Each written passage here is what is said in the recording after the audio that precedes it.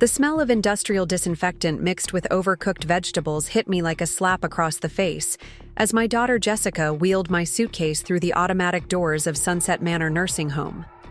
The fluorescent lights hummed overhead, casting everything in a sickly yellow glow that made the faded wallpaper look even more depressing than it probably was. Before we jump back in, tell us where you're tuning in from, and if this story touches you, make sure you're subscribed, because tomorrow I've saved something extra special for you. It was December 23rd, and instead of being home preparing Christmas dinner for my family like I had for the past 35 years, I was being deposited like an unwanted package at what could only be described as a warehouse for forgotten elderly people. The irony wasn't lost on me that just 6 months ago, I had been the one everyone called when there was a crisis. When Jessica's marriage fell apart, who did she move in with for 3 months while she got back on her feet? When my son Michael needed someone to watch his kids every weekend so he could work his second job, who was always available?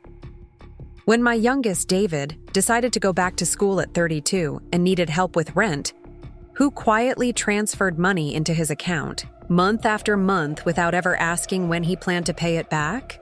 Margaret Thompson, that's who. Reliable, dependable, always there when you need her, Margaret. The woman who had raised 3 children as a single mother after their father decided his secretary was more appealing than his family responsibilities. The woman who had worked 2 jobs for 15 years to make sure those children never felt the sting of poverty or abandonment. The woman who had sacrificed her own dreams, her own relationships, her own life, to make sure her kids had everything they needed to succeed. And now, at 71 years old, I was being wheeled into a nursing home because apparently I had become too much of a burden for the very children I had given everything to raise.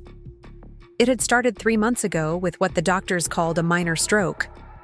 Minor, they said, as if there was anything minor about waking up in a hospital bed with the left side of your face drooping and your words coming out slurred like you'd been drinking cheap wine all afternoon. The physical therapy had helped tremendously. Within 6 weeks, you could barely tell anything had happened. My speech was clear, my movement was normal, and my mind was as sharp as it had ever been.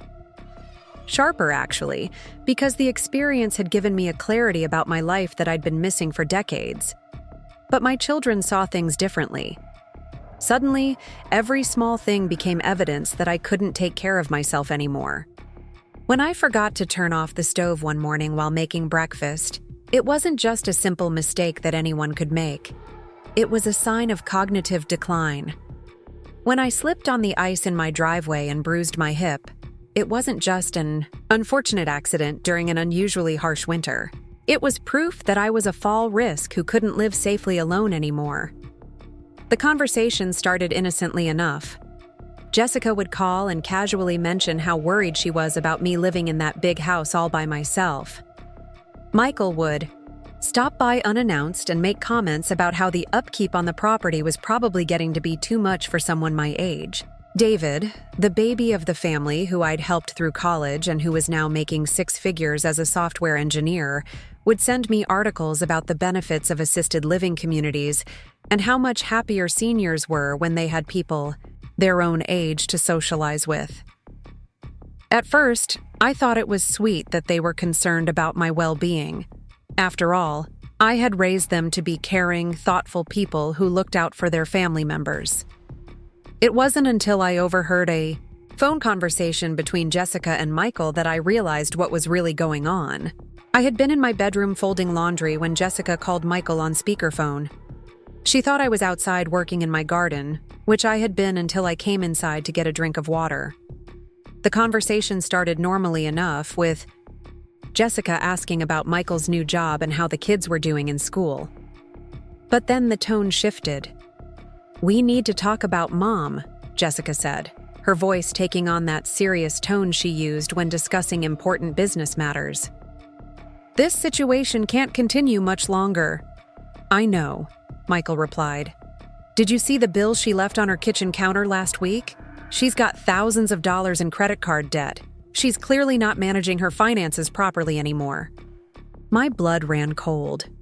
The credit card debt Michael was referring to was money I had lent to David to help him with a down payment on his condo. David had asked me not to mention it to his siblings because he was embarrassed about needing help. At his age, I had put the expense on my credit cards temporarily while I arranged to transfer money from my savings account to pay them off. It was a perfectly reasonable financial maneuver, but my children had taken it as evidence of incompetence. And did you notice how confused she seemed at dinner last Sunday? Jessica continued. She kept asking the same questions about Sarah's school play. I had asked about my granddaughter's school play because I was genuinely interested and wanted to make sure I had the details right so I could attend. But apparently, showing enthusiasm for my grandchildren's activities was now a sign of memory problems. Look, Jess, I think we all know where this is heading, Michael said with a sigh. The question is whether we wait for something serious to happen or if we act proactively. What are you suggesting? Jessica asked, though I could tell from her tone that she already knew. Sunset Manor has a really good reputation. I looked into it after Mom's stroke. They have full medical staff, activities, meals provided. She'd probably be happier there, honestly. And we wouldn't have to worry constantly about what might happen to her. But how do we convince her? You know how stubborn she is.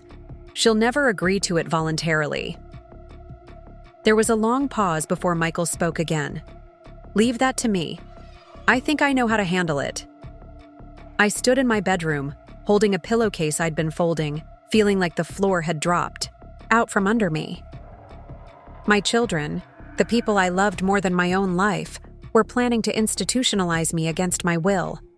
Not because I needed medical care or because I was truly unable to care for myself, but because it would be more convenient for them. Because worrying about me was cutting into their own busy lives. The next few weeks were a masterclass in manipulation that I watched unfold with a mixture of fascination and horror. Michael started visiting more frequently, always finding small things wrong with my house. The faucet in the guest bathroom had a drip that he insisted was a sign of major plumbing problems. He talked about how worried they'd all been since my stroke, how they stayed awake at night thinking about what might happen to me living alone in such a big house. He said they'd feel so much better knowing I was somewhere safe, somewhere with medical staff available around the clock and other people to socialize with. He made it sound like they were doing this out of pure love and concern for my well-being. The whole presentation was clearly rehearsed and coordinated. They'd anticipated my objections and had responses ready for each one. When I protested that I was perfectly capable of living independently, Jessica pulled out a folder full of documentation of my supposed decline. When I asked why they hadn't discussed this with me before making all these arrangements, Michael explained that they knew I'd be resistant to change and that it was better to have everything organized so I wouldn't have to worry about the details. When I got emotional and accused them of treating me like I didn't have the right to make my own decisions, David reminded me that they were my children and that they had both the right and the responsibility to look out for my best interests. The most devastating part wasn't the betrayal itself, though that cut deep enough. It was the way they'd convinced themselves that they were being loving and responsible. They genuinely believed that they were doing the right thing, that they were protecting me from myself and ensuring my safety and happiness. They'd constructed such a compelling narrative about my incompetence and their own sacrifice that they couldn't see the cruelty in what they were doing. When I asked when this transition was supposed to happen, thinking I'd have weeks or maybe months to figure out how to fight this, Jessica smiled that bright, cheerful smile she used when delivering bad news and said, "The day after tomorrow, Mom, we thought it would be nice for you to be settled in before Christmas so you can enjoy the holiday activities they have planned there." The day after tomorrow, December 23rd. They were planning to deposit me in a nursing home right before Christmas, the holiday I'd spent decades making special for them. The holiday that represented family, togetherness, and love in our household. They were going to strip away my independence, my home, and my dignity. And then they were going to celebrate Christmas as if they'd done something wonderful. I sat there in my living room, surrounded by 35 years of memories, looking at the three people I loved most in the world and felt something inside me break. Not my heart exactly, though that was certainly damaged. Something deeper and more fundamental. The part of me that had defined itself through service to others, through sacrifice and selflessness and unconditional love, cracked like ice on a frozen pond. For the first time in my adult life, I was completely alone. Not physically alone, obviously, since my children were sitting right there explaining how much they cared about me. But emotionally, spiritually alone in a way that was both terrifying and strangely liberating.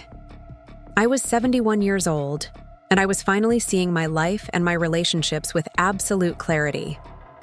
That night, after my children had left with promises to return in 2 days to help me pack, I sat in my kitchen drinking tea and thinking about the woman I'd been and the woman I'd become. Margaret Thompson, devoted mother. Margaret Thompson, selfless caregiver. Margaret Thompson, reliable safety net for everyone else's problems and dreams. But who was Margaret Thompson when you stripped away all those roles and responsibilities? Who was I when I wasn't defined by what I could do for other people? I realized with shock that I didn't know. I'd been so busy being what everyone else needed me to be that I'd never taken the time to figure out who I was when I was just being myself. I thought about my late husband, Robert, and how he used to joke that I was so busy taking care of everyone else that I forgot to take care of myself. I'd always laughed and told him that taking care of my family was taking care of myself, that their happiness was my happiness. But sitting there in my quiet kitchen, I wondered if Robert had seen something I'd been too busy to notice. I thought about the dreams I'd had before the children were born, before Robert left, before life became an endless series of crises to manage and problems to solve. I'd wanted to travel, to write, to maybe go back to school and get the college degree I'd never finished. I'd wanted to learn to paint, to take cooking classes, to join a book club where I could discuss ideas instead of just homework assignments and grocery lists. I told myself that there would be time for all of that later, after the children were grown and settled and didn't need me anymore. But somehow later never came. Even after my children became adults, there was always another crisis, another need, another reason why my own interests had to be postponed indefinitely. And now, apparently, it was too late. According to my children, I was no longer capable of pursuing interests or making decisions or living independently. I was destined to spend whatever years I had left warehoused with other discarded seniors, grateful for whatever scraps of attention my busy children could spare me. The rage that filled me was unlike anything I'd ever experienced. It wasn't the sharp, hot anger that flares up and burns out quickly. It was deep and cold and steady, like an underground river that had been building pressure for decades and was finally finding a way to the surface. I was angry at my children for their selfishness and manipulation, but I was even angrier at myself for allowing it to happen. I was angry that I'd raised children who could treat their mother this way, and I was angry that I'd been so focused on being a good mother that I'd forgotten to teach them how to be good people. I was angry that I'd sacrificed so much for people who valued my convenience more than my autonomy, and I was angry that I'd been too blind or too naive to see what I was creating. But underneath the anger was something else, something that felt almost like relief. For the first time in my adult life, I had absolutely nothing left to lose. My children had already written me off as incompetent and burdensome. They'd already decided that my opinions and preferences didn't matter. They'd already reduced me from a person to a problem that needed to be managed, which meant I was finally free to stop being the person they expected me to be and start being the person I wanted to be. I was finally free to stop worrying about their approval, or their comfort, or their convenience, and start thinking about what I wanted for myself. I pulled out a notebook and started making a list. Not a list of things I needed to pack for the nursing home, but a list of questions I needed to answer. How much money did I actually have? What were my legal rights in this situation?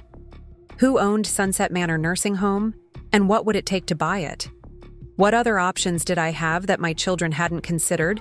Because they'd been too busy managing me to actually listen to me. Because here's what my loving, concerned children didn't know about me. I wasn't the helpless, declining old woman they thought I was. I was a woman who had survived decades of challenges and setbacks and disappointments. I was a woman who had raised 3 children while working full-time and managing a household and dealing with an absent, irresponsible ex-husband. I was a woman who had built a successful career in real estate, who understood business and finance and negotiation better than any of my children realized. I was also a woman who had been playing a role for so long that everyone, including myself, had forgotten it was just a performance. The devoted mother, the selfless caregiver, the woman who always put everyone else's needs before her own. But that woman was a choice I'd made, not an inevitable result of my biology or my circumstances. And choices could be unmade. As I sat there in my kitchen making plans, I felt something I hadn't felt in decades: excitement about my own future. Preparing and narrating this story took us a lot of time, so if you are enjoying it, subscribe to our channel. It means a lot to us. Now back to the story. Not excitement about my children's achievements or my grandchildren's milestones or other people's happiness, but genuine anticipation about what I might accomplish if I finally started living for myself. My children thought they were putting me out to pasture, gently removing me from my own life so they wouldn't have to deal with the inconvenience of my aging. They thought they were being kind and responsible by making these decisions for me, by protecting me from my own supposedly diminished capabilities. They had no idea that they were about to unleash a version of Margaret Thompson that none of them had ever met. The version who had dreams and ambitions and plans that had nothing to do with making their lives easier. The version who was finally ready to stop apologizing for taking up space in the world and start claiming the life she'd always been too busy to live. The woman they were dropping off at Sunset Manor Nursing Home might look like the same old mom they'd always known.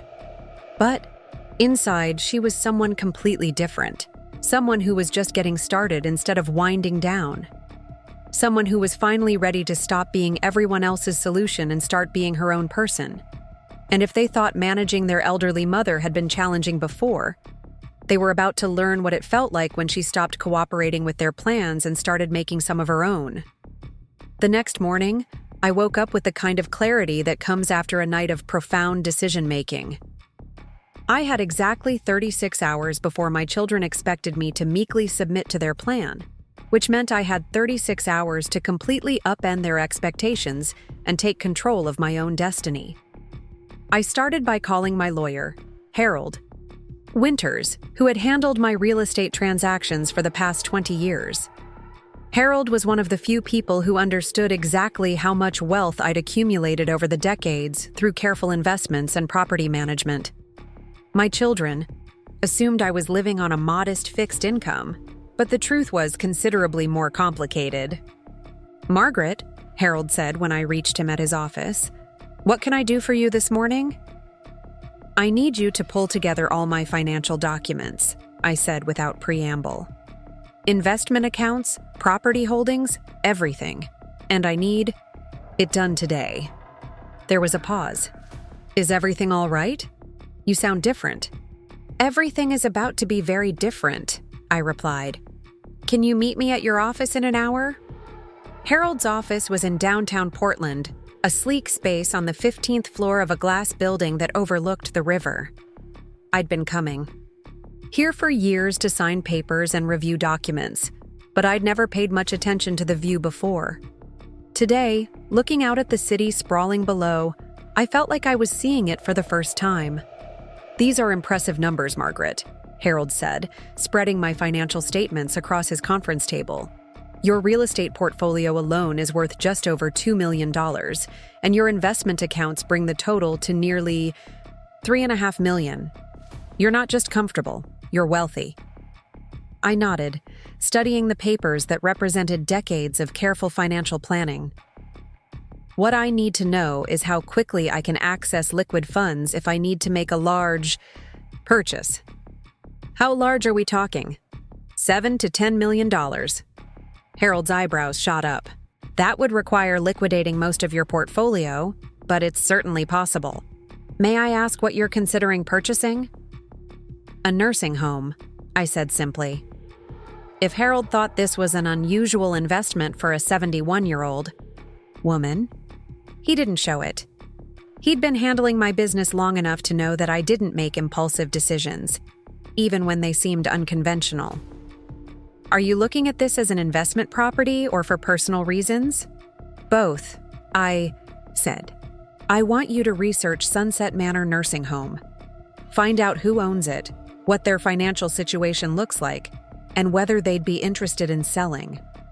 Harold made notes on his legal pad.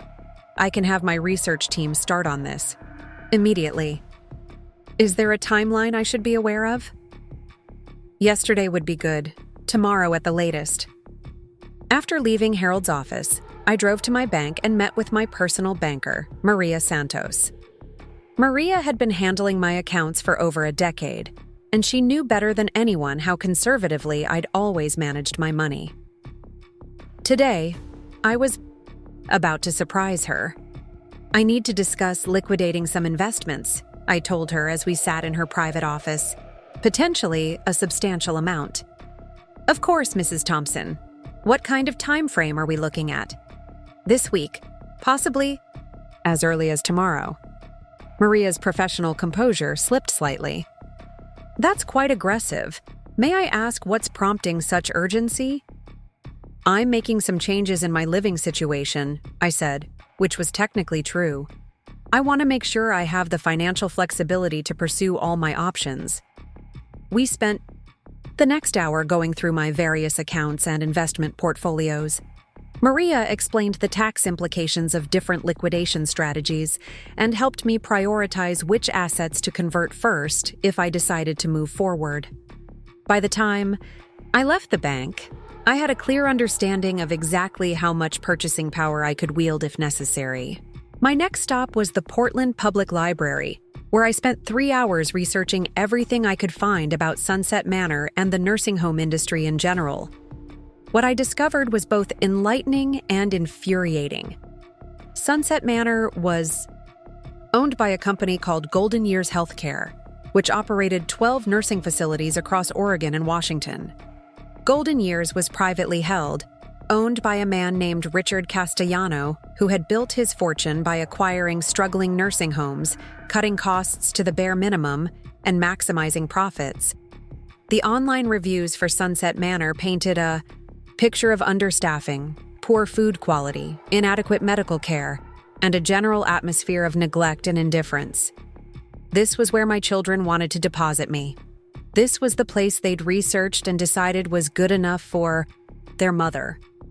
The fact that I had groceries in my refrigerator that were one day past their expiration date became evidence that I was eating spoiled food and risking food poisoning. When I mentioned that I'd been feeling a little tired lately, he immediately suggested that I might be having circulation problems or early signs of another stroke. Jessica took a different approach. She started bringing me brochures for senior living communities, framing them as places where I could make new friends and enjoy a more active social life.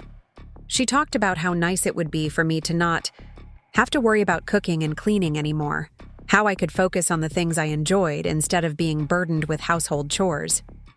She painted a picture of senior living as some kind of perpetual vacation where I'd be surrounded by people my own age who shared my interests. David, meanwhile, focused on the financial angle. He helped me organize my paperwork and made a big show of being concerned about how I was managing my investments. He suggested that it might be wise to sell the house while the market was good and use the proceeds to secure my future in a place where I'd have guaranteed care as I aged. He even offered to help me find a financial advisor who specialized in senior transitions. What none of them realized was that I could see right through their coordinated campaign. The stroke hadn't affected my intelligence or my ability to recognize when I was being manipulated. If anything, it had made me more perceptive, more aware of the dynamics in my relationships that I'd been too busy or too trusting to notice before.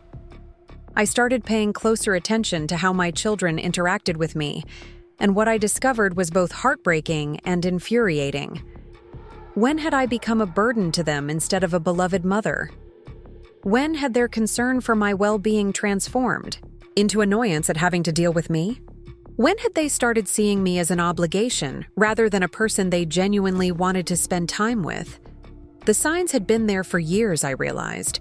The way Jessica always seemed distracted when she visited, constantly checking her phone or cutting our conversation short because she had somewhere else to be.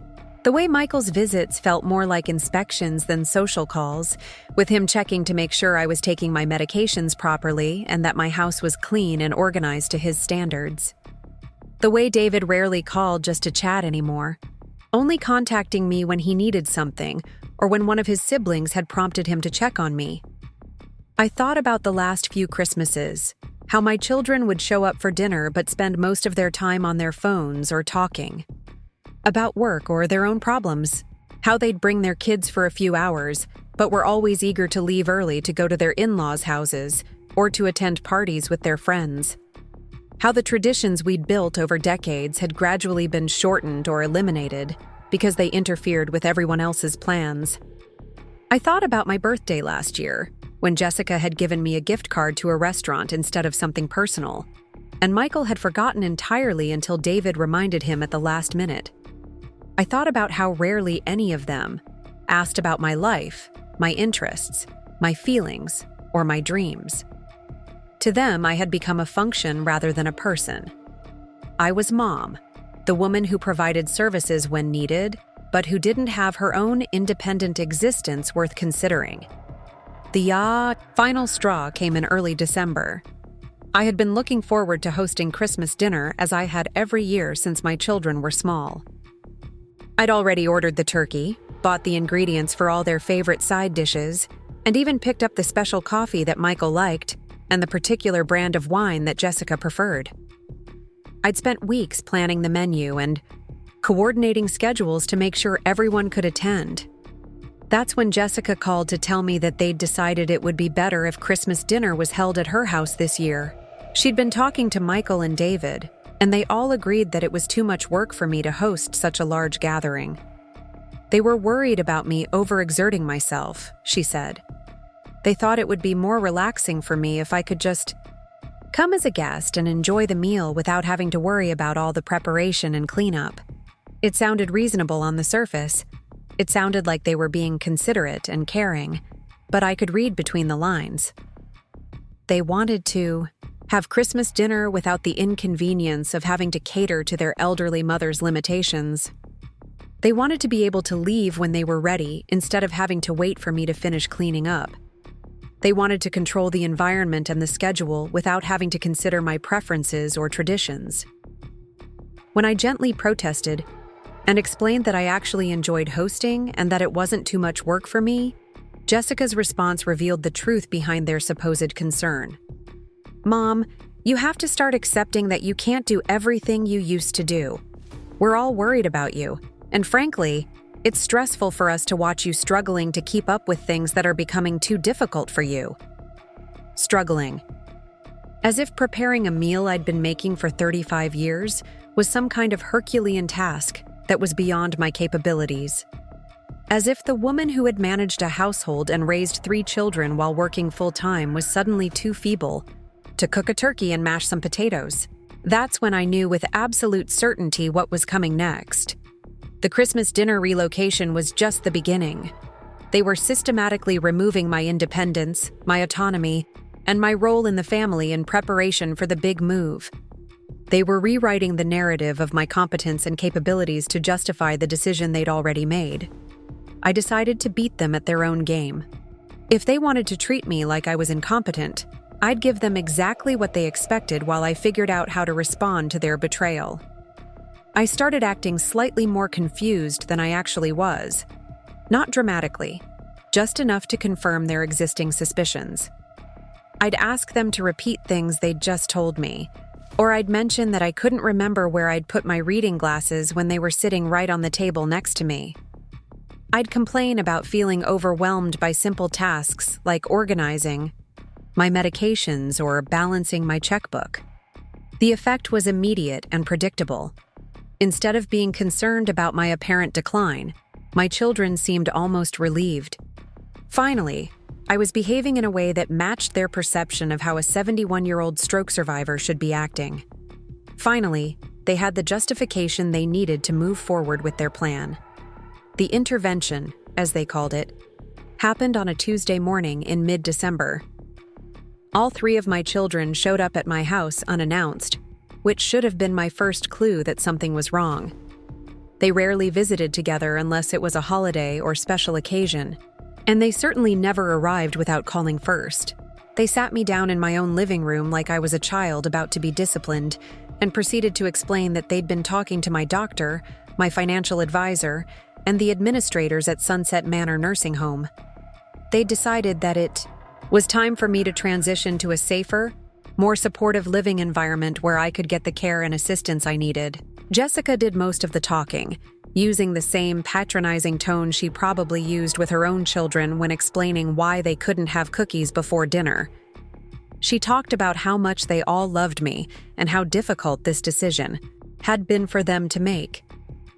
She explained that they'd researched several facilities before settling on Sunset Manor, which had excellent ratings and a wonderful reputation for caring for seniors with my particular needs. Michael jumped in with the practical details. They'd already put a deposit down to hold a room for me. They'd arranged for a moving company to pack up my belongings and put most of them in storage, since the room at the nursing home would only accommodate a few personal items. They'd spoken to a real estate agent about putting my house on the market in the spring, after the holidays when the market was more favorable. David, my baby, the one I'd helped through college and supported, through his early career struggles, delivered the emotional manipulation. A facility that prioritized profit over patient care, where elderly residents were treated like inventory rather than human beings. I printed out every article, review, and financial report I could find about Golden Years Healthcare and Richard Castellano. I researched comparable nursing home sales in the region and studied the regulatory requirements for operating such facilities. I looked up the licensing boards and inspection reports and complaint databases. By the time I left the library, I had a thick folder of information and a much clearer picture of what I was considering. That evening, I called my oldest friend, Patricia Webb. Patricia and I had known each other since our children were in elementary school together, and she was one of the few people who had always seen through my facade of perpetual maternal sacrifice. "Margaret, honey, you sound different," Patricia said after we'd exchanged pleasantries. "What's going on?" I told her everything. The stroke, my children's manipulation, their plan to institutionalize me, and my growing awareness of how thoroughly I'd been taken for granted. Patricia listened without interrupting, occasionally making small sounds of outrage or sympathy. "I always wondered when you were going to wake up," she said when I finished. "Those kids of yours have been walking all over you for years, and you just kept making excuses for them. You never said anything. Would you have listened? You were so invested in being the perfect mother that you couldn't see how selfish they were becoming. But Margaret, what are you planning to do about it?" I took a deep breath. "I'm going to buy the nursing home they want to put me in, and then I'm going to show them exactly what it means to underestimate Margaret Thompson." Patricia was quiet for a long moment. "How much money are we talking about?" "Probably $8 or $9 million. Jesus Christ, Margaret. Where did you get that kind of money?" "I've been saving and investing for 30 years, Patricia. I just never told anyone how well I was doing because I didn't want my children to think of me as their personal bank account. Ironically, they've been treating me like one anyway." "And you're seriously considering spending almost everything you have just to make a point?" "It's not about making a point," I said, though I knew that wasn't entirely true. "It's about taking control of my own life and maybe improving conditions for other elderly people who don't have the resources to fight back." "What about your children? How are they going to react when they find out?" "That's something I'm very much looking forward to discovering." The next morning, Harold called with preliminary information about Sunset Manor.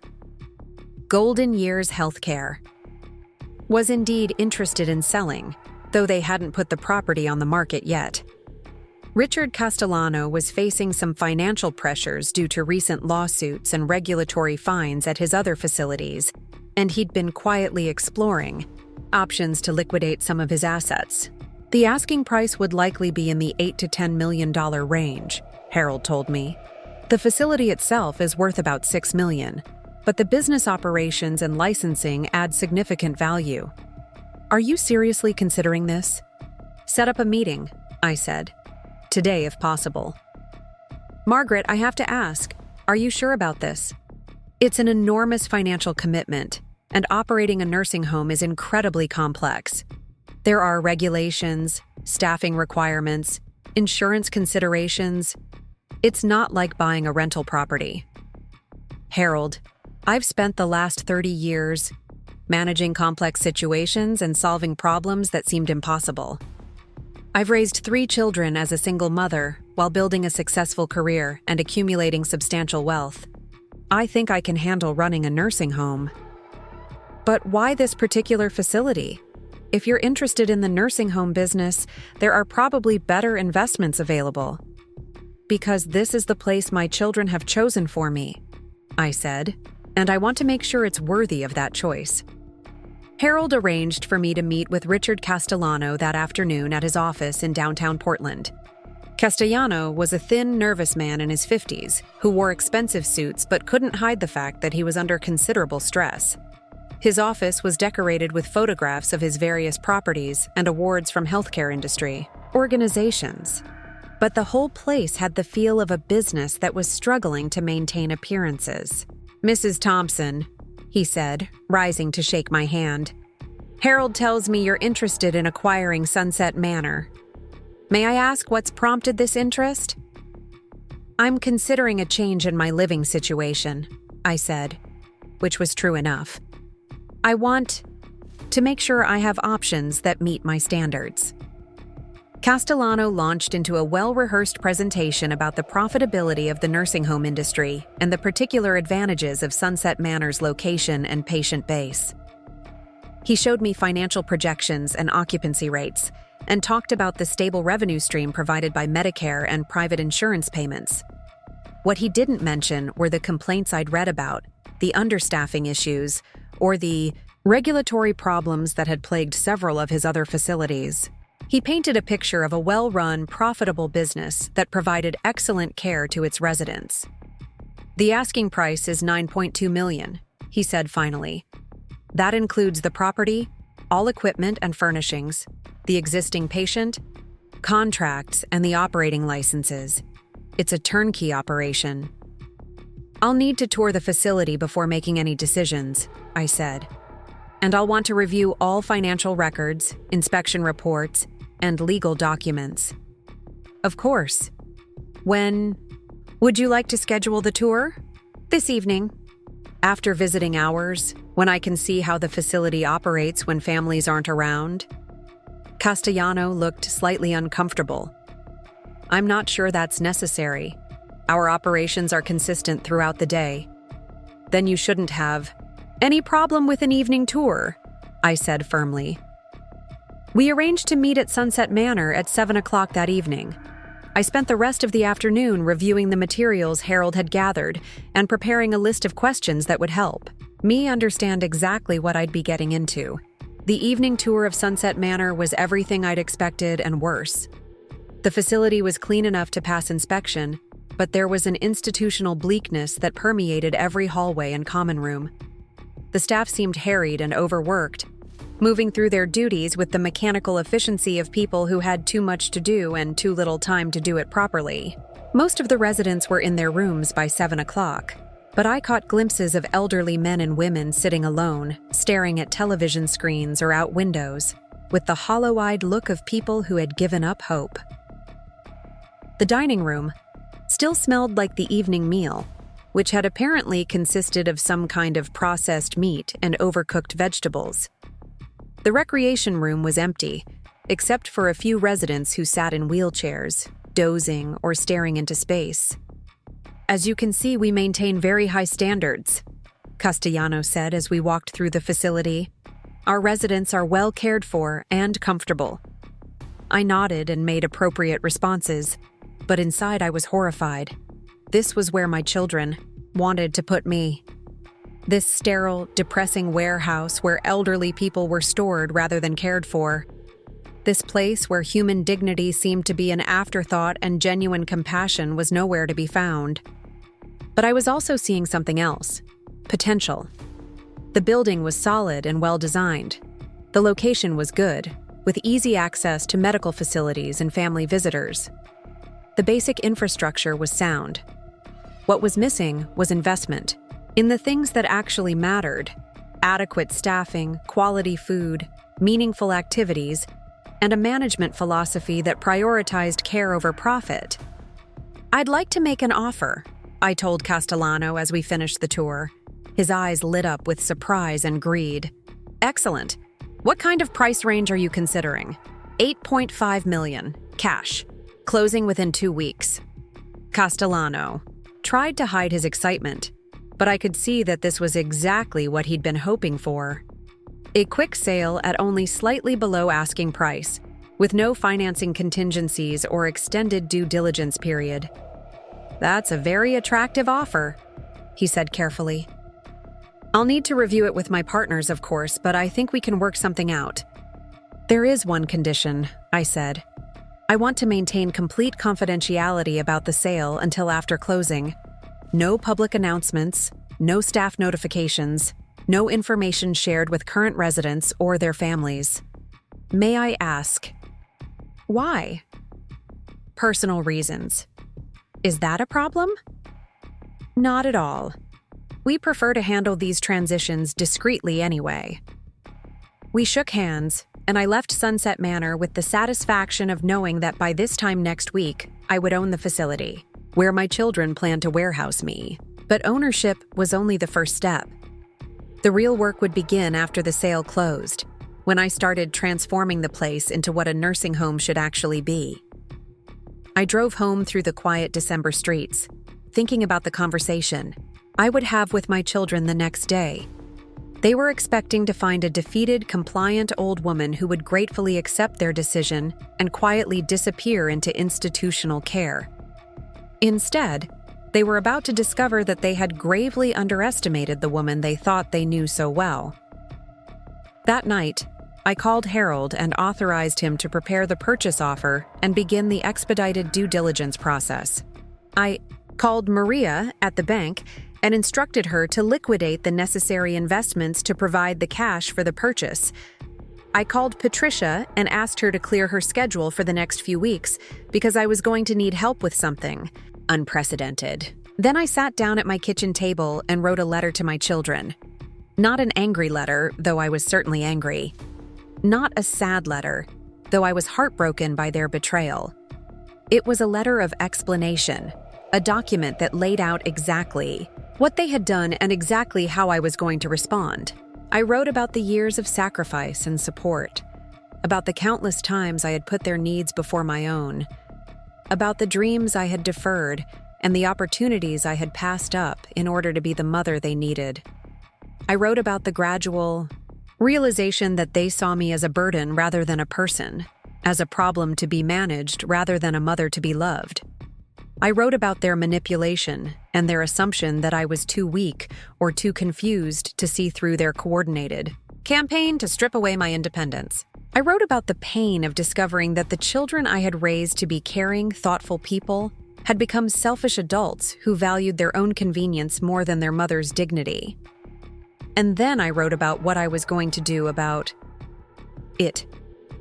I explained that I had purchased Sunset Manor Nursing Home and that I would indeed be taking up residence there, just as they had planned. But I would be living there as the owner and operator, not as a discarded resident. I would be using my business experience and financial resources to transform the facility into a place where elderly people were treated with respect and compassion. I wrote about my plans to hire additional staff, improve the food service, create meaningful activities and programs, and establish a standard of care that prioritized human dignity over profit margins. I explained that I would be working with other families to ensure that their elderly relatives received the kind of care that everyone deserved, but few facilities actually provided. Most importantly, I wrote about my decision to finally start living for myself instead of constantly sacrificing for people who had stopped appreciating those sacrifices long ago. I told them that I was done being their safety net, their emergency contact, their backup plan for every crisis and inconvenience. I was done enabling their selfishness by always being available to solve their problems. I sealed the letter in an envelope and set it on my kitchen counter, ready to give to them when they arrived the next morning to escort me to my new home. Then I went to bed and slept more peacefully than I had in months, knowing that tomorrow would be the beginning of an entirely new chapter in my life. The morning of December 23rd dawned clear and cold, with the kind of crystalline winter light that made everything look sharp and defined. I woke up early and made myself a proper breakfast, something I hadn't done in weeks because I'd been so anxious about my children's plan. Today, I felt calm and focused, like an actor who had finally learned her lines and was ready to take the stage. I packed a small suitcase with the clothes and personal items I would need for the next few days, though I suspected I wouldn't be staying in the nursing home for very long. I also packed a larger bag with the documents and materials I would need to begin implementing my plans for transforming the facility. At exactly 10 o'clock, Jessica's car pulled into my driveway. I watched from my living room window as all 3 of my children got out and walked toward my front door with the self-satisfied expressions of people who believed they were doing something difficult but necessary. They had no idea that they were walking into a situation they couldn't control and couldn't manipulate.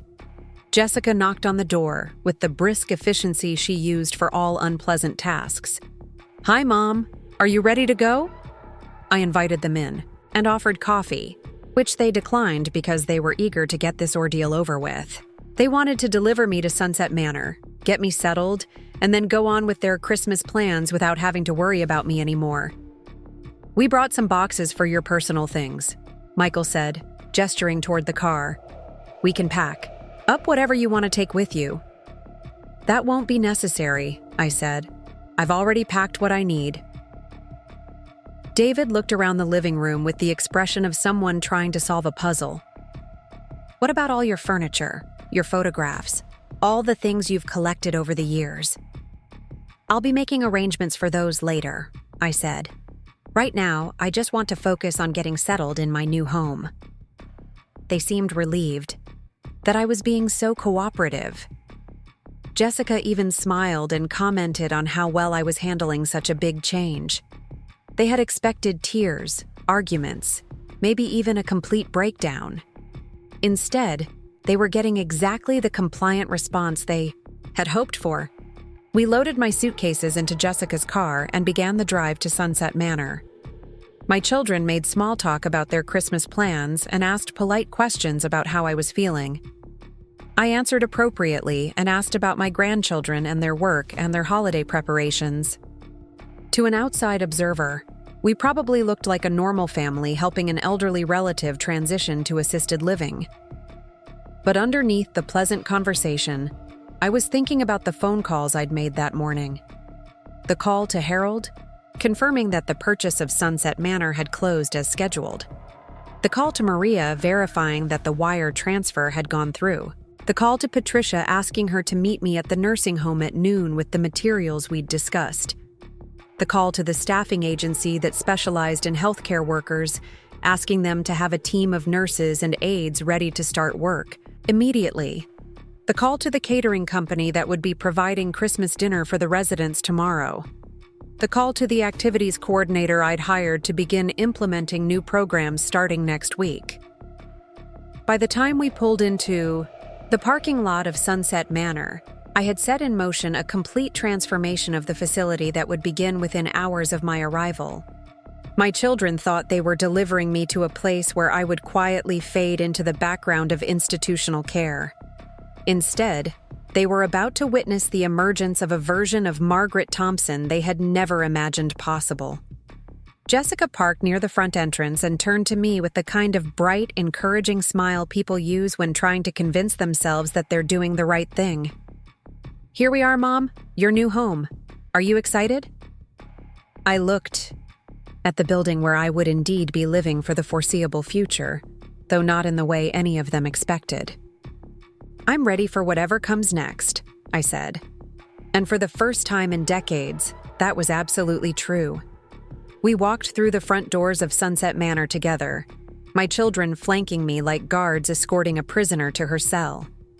The receptionist, a tired-looking woman named Dorothy, greeted us with the kind of professional courtesy that didn't quite hide her indifference. "Mrs. Thompson, welcome to Sunset Manor. We have your room ready, and I'll have someone show you around the facility." "That won't be necessary," I said calmly. "I'm already familiar with the layout." Jessica looked at me curiously. "When did you tour the facility, Mom?" "Last night," I said, "after I bought it." The silence that followed was so complete that I could hear the air conditioning humming and someone's television playing in a distant room. Dorothy's professional smile faltered as she tried to process what I'd just said. My 3 children stood frozen, their faces cycling through confusion, disbelief, and the beginning stages of panic. Michael was the first to find his voice. "What did you just say?" I reached into my purse and pulled out the letter I'd written the night before, handing it to Jessica since she'd taken the lead in orchestrating this intervention. "Everything you need to know is in there," I said. "Dorothy, would you please call Richard Castellano and tell him that the new owner has arrived? And ask him to bring the keys and access codes when he comes." Dorothy looked from me to my children and back again, clearly uncertain about what was happening, but beginning to understand that the dynamic in the room had shifted dramatically. "I don't understand," David said, his voice higher than usual. "Mom, what's going on?" "What's going on?" I said, "is that you've spent the last 3 months planning my life without consulting me, making decisions about my future without considering my preferences, and assuming that I was too weak or too confused to have any say in my own destiny. You were wrong on all counts." Jessica had opened the letter and was scanning its contents, her face growing paler with each paragraph. "This can't be real. You can't have bought this place. You don't have this kind of money." "I have considerably more money than any of you realized," I said. "Which you would have known if you'd ever asked about my finances instead of just assuming I was struggling to make ends meet on a fixed income." Michael grabbed the letter from Jessica and read it quickly, his mouth opening and closing like a fish out of water. $8.5 million? That's impossible. "Harold Winters can provide you with documentation if you'd like to verify the purchase," I said. "He's also prepared power of attorney documents removing all of you from any authority over my financial or medical decisions, effective immediately." The front doors opened and Richard Castellano walked in, looking slightly confused, but carrying a briefcase and a set of keys. He saw me standing with my children and approached cautiously. "Mrs. Thompson, I wasn't expecting to meet you here today. Is everything all right?" "Everything is perfect," I said. "These are my children, who were just delivering me to my new home. Richard, I'd like you to meet Jessica, Michael, and David. They've been very concerned about my ability to live independently." Castellano looked at my children with the expression of someone who was beginning to understand that he'd walked into a family drama of epic proportions. "I see," he said carefully. "Well, congratulations on your purchase, Mrs. Thompson. I think you'll find Sunset Manor to be a very sound investment." "I'm sure I will," I replied, "especially after I implement the changes I have planned." David finally spoke up, his voice cracking slightly. "Mom, this is insane. You can't run a nursing home. You're 71 years old." "I'm 71 years old and apparently more competent than the 3 of you combined," I said. "I've just executed the largest business transaction of my life in less than 24 hours. I've arranged staffing, catering, and operational changes that will begin immediately. I've coordinated with lawyers, bankers, contractors, and healthcare professionals to completely transform this facility. And I've done it all while you were assuming I was too confused to manage my own checkbook.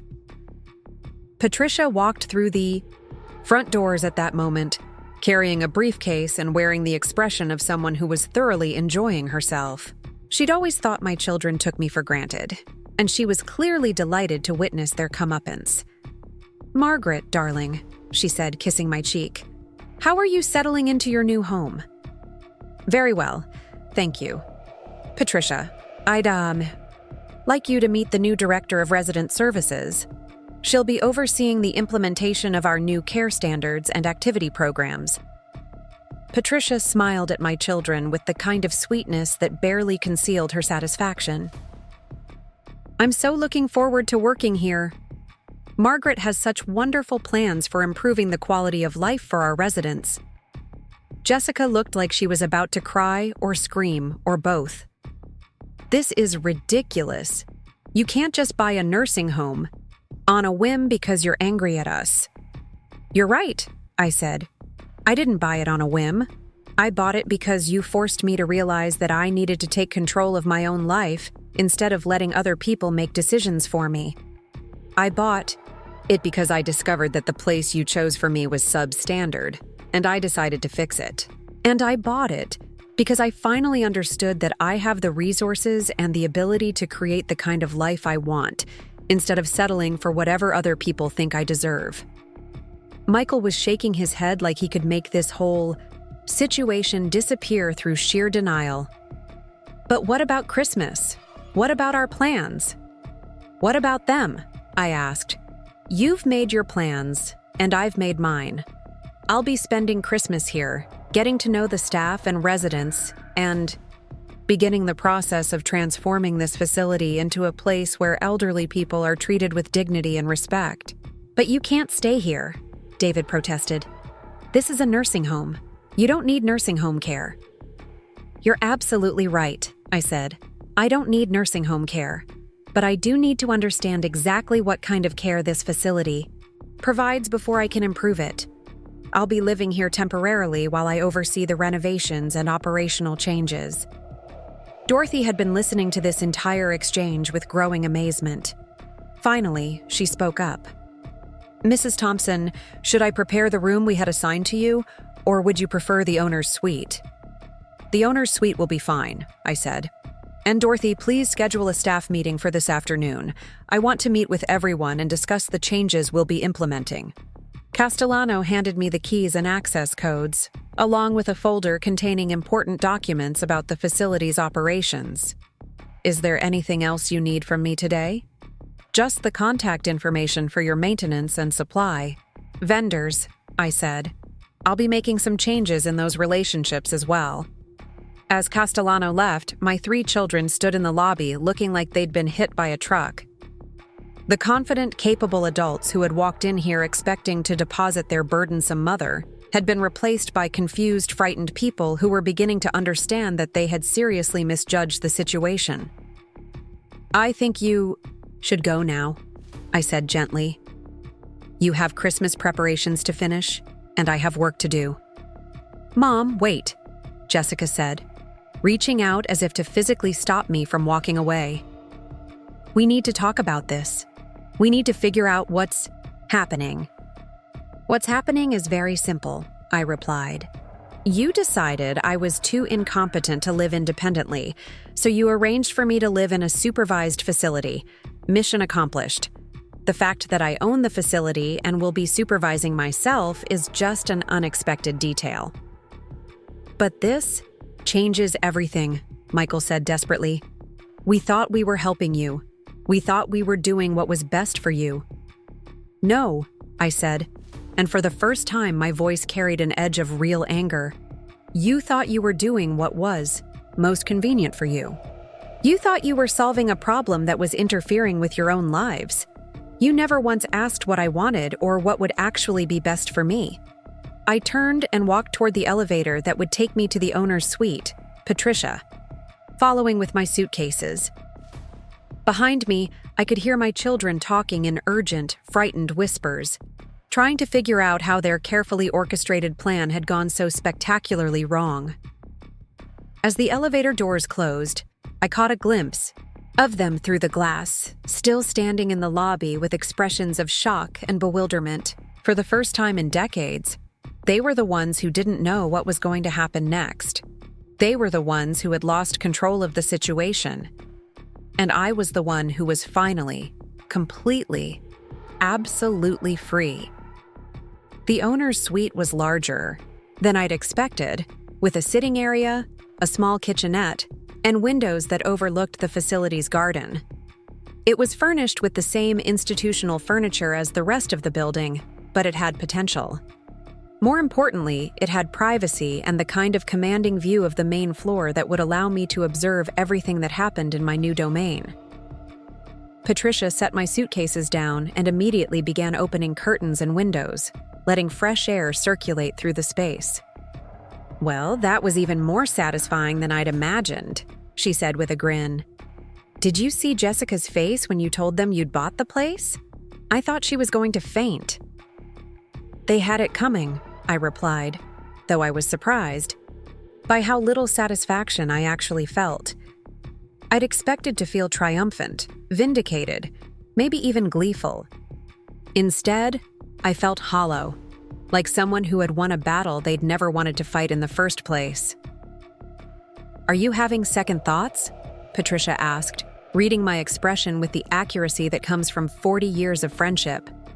"Not about buying this place," I said, looking around the suite that would be my home for the foreseeable future, "but about what it says about my children that it came to this. I raised them, Patricia. I taught them their values. If they're capable of treating their mother this way, what does that say about me as a parent?" "It says you're human," Patricia replied firmly, "and that you loved them so much you forgot to teach them that love has limits. But Margaret, look what you've accomplished in less than 2 days. You've taken a terrible situation and turned it into an opportunity to help dozens of other families. That's not the action of a failed parent.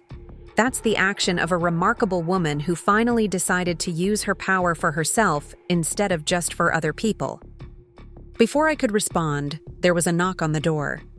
Dorothy stood in the hallway, looking nervous but determined. "Mrs. Thompson, I'm sorry to bother you, but the staff is asking questions about what's happening. Some of them saw the confrontation in the lobby, and word is spreading that there's been some kind of ownership change." "Schedule that staff meeting for 4 o'clock, I told her. "Main dining room. I want everyone there, including the part-time workers and the night shift people who aren't on duty today. Call them in specially." "Yes, ma'am. And Mrs. Thompson? I just want to say that some of us have been hoping for changes around here for a long time. Mr. Castellano wasn't bad exactly, but he was more interested in numbers than in people, if you know what I mean." After Dorothy left, I spent the next few hours touring the facility more thoroughly than I had during my initial inspection. I visited every resident room, every common area, every staff workspace. I talked to nurses and aides and kitchen workers and maintenance personnel. I sat with residents who were willing to chat and observed the ones who seemed too withdrawn or medicated to engage. What I found confirmed everything I'd suspected during my research. The basic care was adequate, meeting the minimum legal requirements to maintain the facility's license. But there was no heart to it, no recognition that these elderly men and women were individuals with histories and personalities and preferences. They were processed through their daily routines like products on an assembly line, fed institutional food, parked in front of televisions, medicated into compliance, and largely ignored unless they created problems.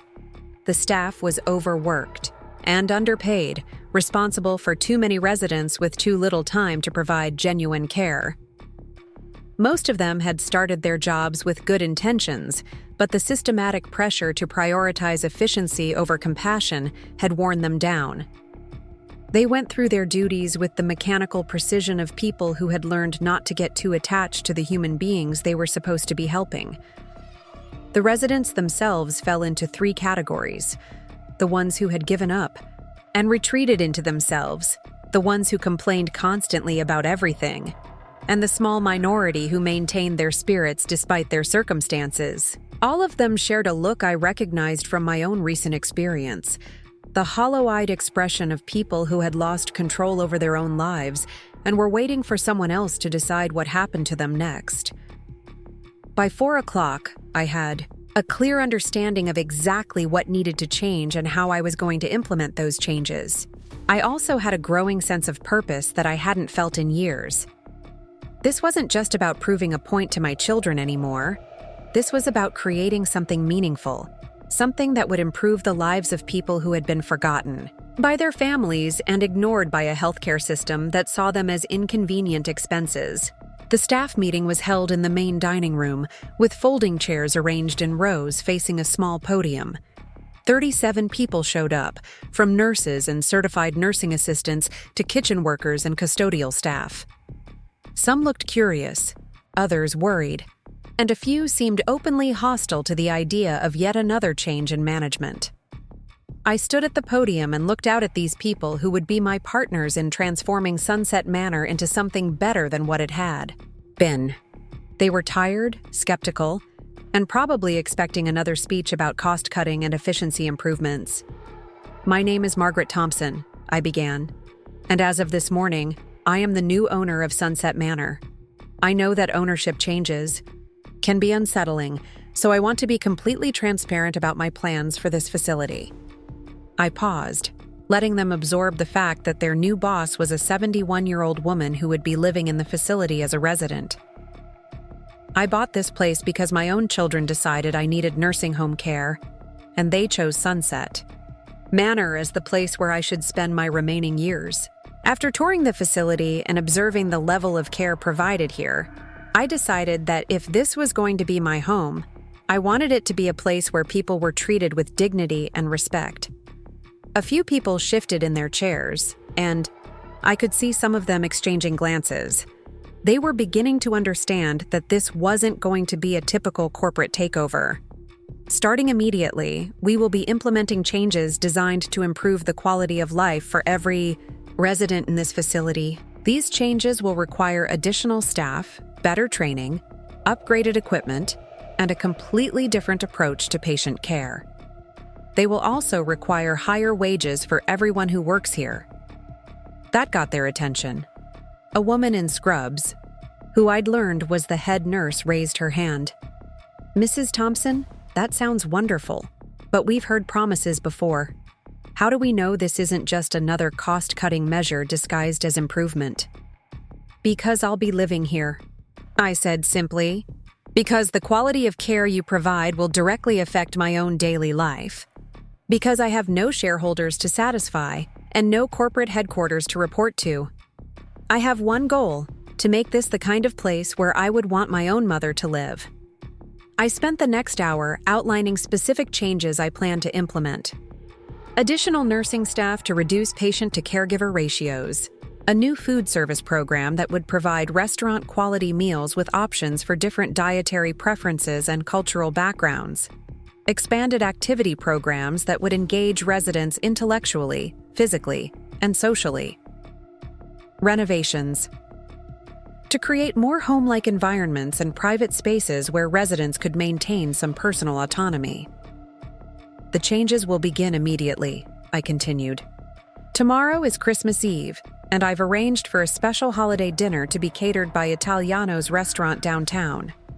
On Monday, we'll start interviewing candidates for additional nursing positions. By the end of next week, everyone currently working here will receive a 20% pay increase, with additional increases based on performance and additional training." A young man who worked in the kitchen raised his hand. "What about residents who can't afford upgraded care? Are you going to start excluding people who only have Medicare coverage?" "Absolutely not," I said firmly. "One of the reasons nursing homes provide substandard care is because they're trying to maximize profits from a limited revenue stream. I'm not operating this facility to make money. I'm operating it to provide the best possible care for elderly people, regardless of their ability to pay."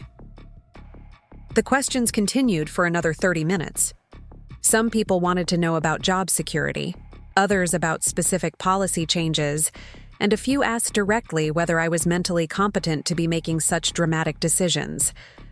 I answered everything honestly, including my admission that I was learning about the nursing home business as I went, but that I had extensive experience managing complex operations and substantial financial resources to support the changes I wanted to make. When the meeting ended, about half the staff approached me individually to express support for the changes and to offer suggestions for specific improvements. The other half left quickly, either because they were skeptical about my plans or because they preferred the predictable routine of the previous management style. Dorothy stayed behind to discuss the logistics of implementing the immediate changes. "Mrs. Thompson, I have to ask, your children seemed pretty upset about this whole situation. Are they going to cause problems for you?"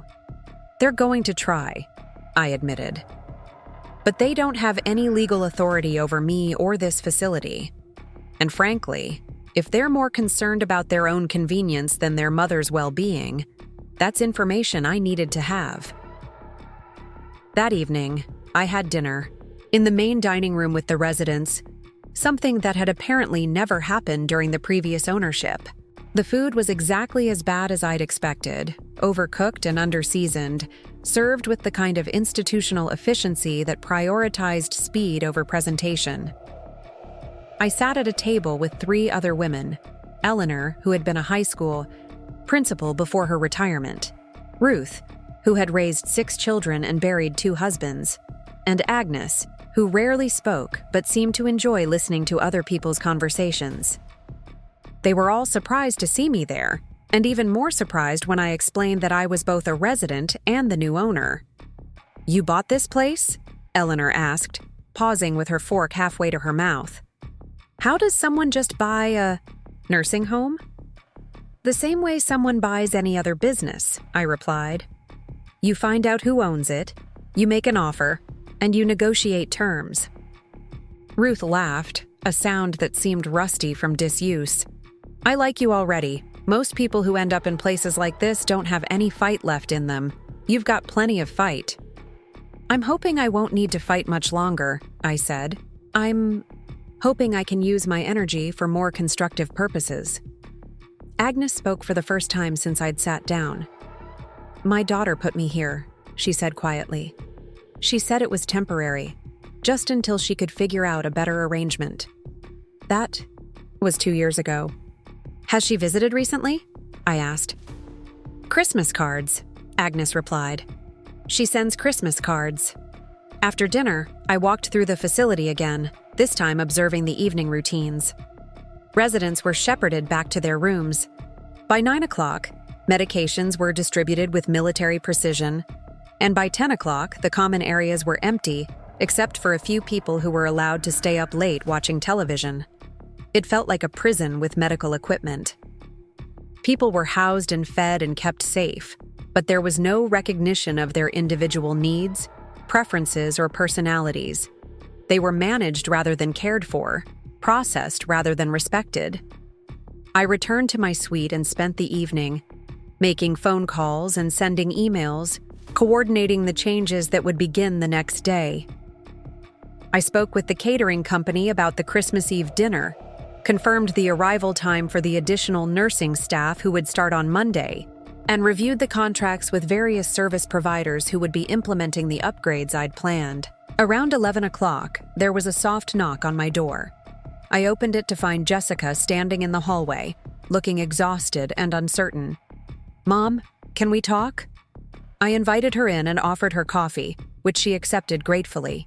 She sat on the small sofa in my sitting area and looked around the suite with the expression of someone trying to understand a foreign language. "I've been thinking about everything that happened today," she said finally, "and I keep coming back to the same question. How did we get this so wrong?" "You got it wrong because you stopped seeing me as a person," I replied. "You started seeing me as a responsibility, a problem to be managed, a burden to be dealt with. You stopped asking what I wanted and started assuming you knew what was best for me." Jessica was quiet for a long moment, When did that happen? When did we stop listening to you? Gradually, I said. It started with small things. You'd ask my opinion about something, but then you'd ignore my answer if it wasn't what you wanted to hear. You'd make plans that affected me without consulting me first. You'd talk about me in front of me like I wasn't there, discussing my limitations and needs as if I couldn't speak for myself. But we thought we were being helpful. We thought we were taking care of you. You were taking care of yourselves, I corrected. You were reducing your own anxiety about having an aging mother by controlling my environment and my choices. It made you feel better to think you were managing my risks, but it made me feel like I was disappearing. Jessica started crying then, the kind of deep, remorseful tears that come from recognizing a fundamental truth about yourself that you'd been avoiding. I'm so sorry, Mom. We thought the stroke had changed you, made you more vulnerable. We thought we were protecting you. The stroke did change me, I said. It made me realize how much of my life I'd been living for other people instead of for myself. It made me understand that I had been so busy being the mother you needed that I'd forgotten to be the woman I wanted to be. But buying this place, spending all your money, moving into a nursing home, isn't this a little extreme? I looked at my daughter, this accomplished woman who had somehow convinced herself that her mother's autonomy was less important than her own peace of mind. Jessica, 3 days ago, you and your brothers were planning to deposit me here against my will because you thought I was too incompetent to make my own decisions. Now I own the place. I've arranged to completely transform it, and I'm living here, by choice. Which scenario makes me seem more competent to you? She was quiet for a long time, processing the implications of what I'd said. What happens now? She asked finally. Now I do what I should have done years ago, I replied. I live my own life according to my own values and priorities. I use my resources and abilities to create something meaningful, and I stop enabling my children to treat me like I'm optional in my own life. Are you going to forgive us? I'm going to love you, I said. But I'm not going to rescue you anymore. I'm not going to be your emergency backup plan or your emotional support system or your financial safety net. You're all adults with your own lives and your own responsibilities. It's time you started acting like it. Jessica left around midnight, hugging me goodbye with the kind of desperate intensity that comes from realizing you've almost lost something precious through your own carelessness. The next morning was Christmas Eve, and I woke up in my new home with a sense of anticipation I hadn't felt in years. Not anticipation about what other people were going to do or what crises I might need to solve, but excitement about what I was going to accomplish. The catered Christmas Eve dinner was a revelation for both the residents and the staff. Instead of the usual institutional meal, we had herb-crusted turkey, garlic mashed potatoes, green bean almondine, fresh dinner rolls, and 3 different dessert options. The dining room was decorated with real flowers and cloth napkins, and each table had been set with care rather than just efficiency. More importantly, the meal was served family-style, with staff members joining residents at each table instead of standing around the edges of the room monitoring for problems. Conversations developed naturally, stories were shared, and for the first time since I'd arrived, I heard genuine laughter echoing through the facility. Eleanor leaned over to me during dessert. This is the first time in 3 years that dinner has felt like a celebration instead of just fuel consumption. It's the first time in 3 years that anyone has treated us like we're worth celebrating, Ruth added. After dinner, some of the residents stayed in the common areas to continue visiting with each other and with staff members who weren't rushing off to complete other tasks. A few people called family members to describe the dinner and the changes that were happening at the facility. Agnes asked if she could help me plan the New Year's Eve party I'd mentioned during my announcement about upcoming improvements. That night, I sat in my suite reviewing the plans for the renovations that would begin the following week. New furniture to replace the institutional pieces, private refrigerators for residents who wanted to keep their own snacks and beverages, upgraded bathroom facilities with better accessibility features, and a complete redesign of the common areas to create more intimate spaces where people could have conversations or pursue individual interests. But the physical improvements were only part of what needed to change. The real transformation would come from treating the residents like individuals rather than patients, like people with preferences and personalities rather than problems to be managed. I thought about Agnes and her daughter who sent Christmas cards but never visited. I thought about Eleanor, who had spent her career educating young people, but was now treated like she had nothing valuable to contribute. I thought about Ruth, who had raised 6 children and was now told when to eat, when to sleep, and when to take her medications as if she'd forgotten how to make decisions for herself. These were women who had lived full, complex lives, who had raised families and built careers, and overcome challenges that would have defeated people half their age. They deserved better than to be warehoused in a facility that saw them as burdens rather than resources. My phone rang around 10 o'clock. It was Michael, calling from his Christmas Eve gathering. "Mom, I just wanted to check on you. Are you okay? Are you safe there?" "I'm fine, Michael. I had a lovely Christmas Eve dinner with some very interesting people, and I'm looking forward to the changes we'll be implementing here." "But are you sure about this? I mean, running a nursing home is a huge responsibility. What if something goes wrong? What if you get in over your head?" I thought about the conversation I'd had with Jessica the night before, about the assumption that I was too fragile or too incompetent to handle complex challenges. "Michael, I raised 3 children as a single mother while building a successful career and accumulating enough wealth to buy a nursing home in cash. I think I can probably figure out how to manage a facility with 37 employees and 46 residents. But what about your health? What about your stroke?" "What about it? I had a minor stroke 3 months ago, and I've made a complete recovery. My doctor says I'm in excellent health for someone my age. The only people who think I'm incapacitated are the ones who find it convenient to believe that." There was a long pause before Michael spoke again. "We really messed this up, didn't we?" "Yes," I said simply. "You did. Is there any way to fix it?" "You can start by treating me like a competent adult who is capable of making her own decisions," I replied. "You can stop assuming that your convenience is more important than my autonomy, and you can recognize that I'm not your responsibility to manage. I'm your mother to love." After we hung up, I walked out to the garden behind the facility, despite the cold December air. The space had potential, with mature trees and good bones, but it had been neglected for years.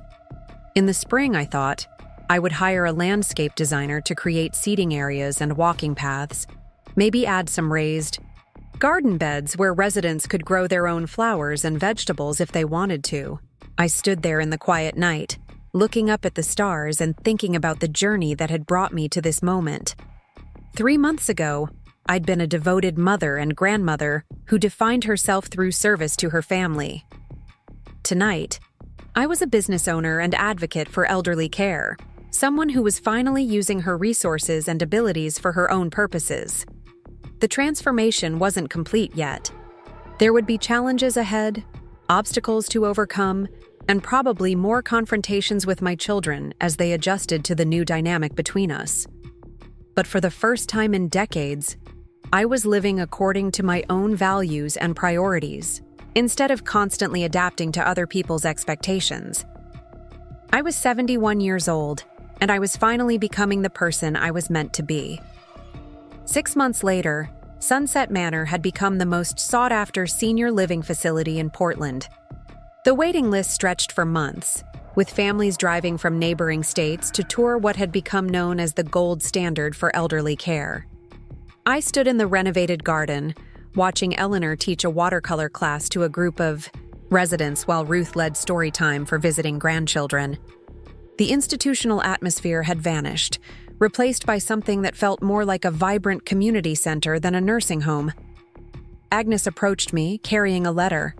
She'd become my unofficial assistant, helping coordinate the volunteer, programs and family activities that now filled every day with purpose and joy. "Your children are here," she said with a smile. "All 3 of them together. They're waiting in your office." I found Jessica, Michael, and David sitting nervously in the administrative office I'd created from what used to be a storage room. They looked like students waiting to meet with the principal, uncertain and slightly intimidated. "We wanted to apologize," Jessica began without preamble. "Not just for what we did, but for who we became. We spent so many years seeing you as our safety net that we forgot you were a person with your own dreams." Michael nodded. "We've been watching what you've accomplished here, and it's incredible. The local news wants to do a feature story about the transformation. The state regulatory board is using this place as a model for other facilities. But more than that," David added, "we've been watching you. You're happier than we've seen you in years. You're doing work that matters, making a real difference in people's lives." I looked at my 3 children, these adults who had finally learned to see me as someone other than their mother. The anger I'd carried for months had transformed into something softer, more like compassion for people who had lost their way and found it again. "I forgive you," I said simply. "But more importantly, I thank you. If you hadn't forced this crisis, I might never have discovered what I was really capable of accomplishing." Jessica's eyes filled with tears. "Can we start over? Can we learn how to have a real relationship instead of just expecting you to solve our problems?" "We can try," I replied, "but it has to be based on mutual respect. I'm not your backup plan anymore. I'm not your emergency contact for every crisis. I'm your mother, and that means I love you, but it doesn't mean I'm responsible for managing your lives." Over the following weeks, my children began visiting regularly, not because they needed something, but because they genuinely wanted to spend time with me. They brought their own children to participate in the intergenerational programs we'd developed. They volunteered for special events and fundraisers. Michael started helping with our financial literacy classes for seniors, sharing his accounting expertise with residents who wanted to better understand their resources. David created a technology program, teaching elderly residents how to video chat with distant family members. Jessica organized our legal clinic, connecting residents with attorneys who could help them navigate healthcare directives and estate planning. For the first time in years, my relationship with my children felt authentic rather than transactional. The real vindication came when other families began approaching me for advice about elderly care options for their own parents. Word had spread about the woman who had refused to accept substandard treatment and had instead created something extraordinary. "How did you know you could do this?" asked a daughter whose mother was considering moving to Sunset Manor. "I didn't know," I admitted. "But I knew I couldn't accept what was being offered to me. Sometimes the only way to get what you need is to create it yourself." A year after I'd walked through these doors as an unwilling resident, I stood in the main lobby greeting visitors for our anniversary celebration. Former residents who had moved to be closer to family had returned for the event. Staff members who had found better opportunities elsewhere came back to celebrate what we'd built together. Local officials praised our innovative approach to senior care. But the moment that meant the most to me came when Agnes took the microphone during the evening program. "Before Mrs. Thompson came here," she said, her voice carrying to every corner of the crowded room, "I was just waiting to die. I thought my useful life was over, that I was just taking up space until my body gave out. She didn't just improve this facility. She reminded all of us that we still have value, that we still have contributions to make, that we still matter." The applause was thunderous, but I barely heard it. I was thinking about the woman I'd been a year ago, the one who had defined herself entirely through service to ungrateful children. That woman had been sleepwalking through life, existing rather than living. The stroke that my children had seen as evidence of my decline had actually been my awakening. Their betrayal had been my liberation. their attempt to control my life, had freed me to finally claim it. As the celebration wound down and guests began to leave, I walked through the facility one more time. In the art room, a 90-year-old man was working on a sculpture he planned to give to his great-grandson. In the library, 2 women were debating the merits of a novel they'd both read for book club. In the music room, someone was playing piano while others sang along. This was what I'd created from the ashes of my old life. Not just a business, but a community. Not just a facility, but a home where people could age with dignity and purpose. My children had been right about one thing. I had lived enough. Enough years of sacrifice, enough decades of self-denial, enough time spent being everyone else's solution. But I hadn't been living. I'd been existing in service to other people's dreams while my own remained buried. Now, at 72 years old, I was finally alive. I was creating, building, leading, making a difference in the world on my own terms. I was proving every day that age was not a limitation, but an accumulation of wisdom and resources that could be used for extraordinary things. The woman who had been wheeled into Sunset Manor as an unwanted burden had become the architect of its transformation. The mother who had been discarded by her children had become a leader in her community. The elderly woman who had been written off as incompetent had become an inspiration to families across the country. Sometimes the greatest gift you can give someone is to underestimate them so completely that they have no choice but to prove you wrong. My children had given me that gift, and I had used it to build something beautiful. As I turned off the lights and headed back to my suite, I smiled thinking about tomorrow's plans. We were breaking ground on the new wing next week, expanding our capacity to help even more families. I had meetings scheduled with investors who wanted to replicate our model in other cities. The book I was writing about transforming elder care had attracted interest from several publishers. At 72, I was just getting started. Up next, you've got 2 more standout stories right on your screen. If this one hit the mark, you won't want to pass these up. Just click and check them. Out!